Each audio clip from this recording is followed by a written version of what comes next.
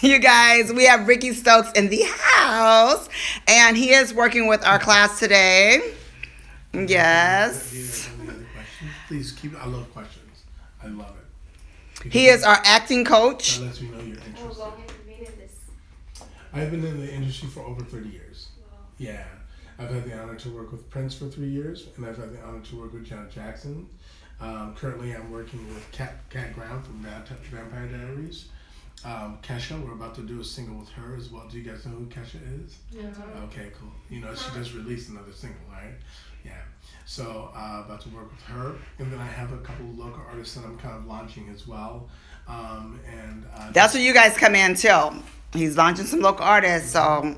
And then you can also look up for one of my singles that is going to be featured next year in the football realm from Rodney, actually. I produced a song called, oh gosh, what is it called now? I want to say TikTok, but it's not TikTok.